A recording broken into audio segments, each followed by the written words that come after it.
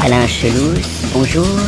Vous venez aujourd'hui nous parler de votre parcours et de vos travaux pour le site de l'université du Haut-Dauphiné, université qu'il ne faut pas confondre avec Paris-Dauphine bien sûr, université qui comprend un département spécialisé dans la littérature de montagne et en particulier celle du Haut-Dauphiné et du massif de l'Oisans ou des Écrins selon les différentes appellations.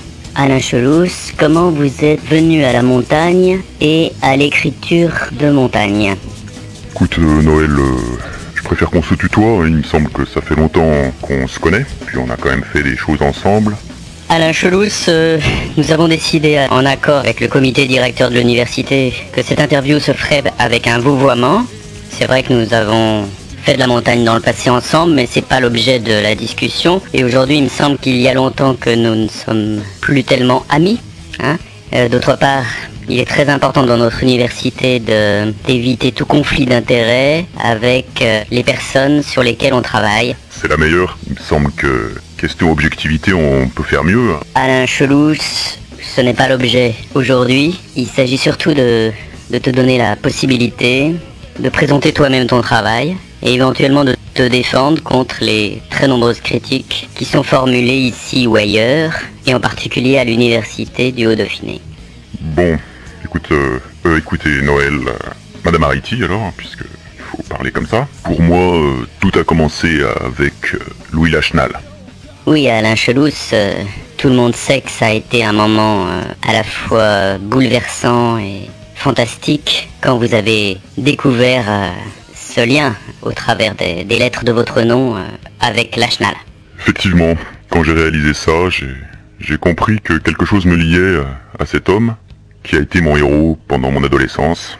J'ai découvert Louis Lachenal comme beaucoup d'adolescents au travers du livre Les Carnets du Vertige, qui a été publié en fait par Gérard et Maurice Herzog. Maurice Herzog, son compagnon de l'Annapurna, qui était l'homme dont on se souvenait et qui a laissé dans l'ombre Lachenal. Toute cette affaire a été évoquée. Mais malgré tout ce livre, malgré tous ses défauts, laissait imaginer quelqu'un d'exceptionnel. Ce livre, par ses non-dits, suscitait la curiosité. Il y avait un mystère. On sentait un problème qui n'était pas affronté directement.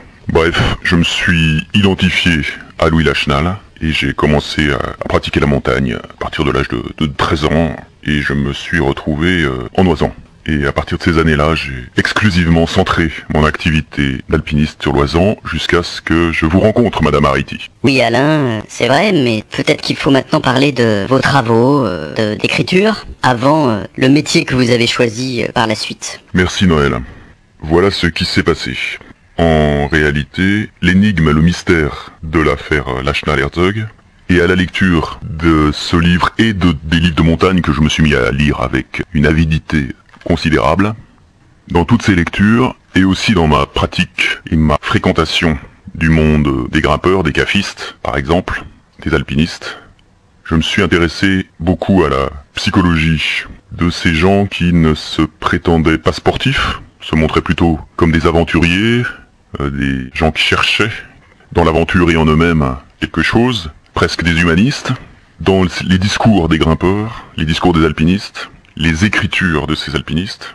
Je me suis intéressé à cette immodestie considérable, une forme d'arrogance, de prétention, une façon de regarder le peuple du haut, une autoglorification, finalement un discours de dénégation, où, tout en niant la compétition entre eux, les ressorts de leur motivation qui tenaient au besoin d'affirmation, en passant par tous les moyens les plus déloyaux. Bref, dans tous ces discours, je retrouvais le pire qu'on puisse trouver chez l'homme, une façon d'écraser l'autre, de monter en lui marchant dessus, de dévaloriser son prochain pour se mettre en avant, quelque chose d'à la fois très enfantin, ridicule, mais finalement assez violent. Bref, le discours habituel à la fois sportif, libéral. En résumé, j'ai simplement appris dans le monde qui était le mien, que je fréquentais, qui était le monde des grimpeurs et des alpinistes, à découvrir les caractéristiques psychologiques et sociales de mes contemporains. Et c'est là-dessus que je me suis mis à écrire, plutôt que de ressasser sans cesse mon écœurement.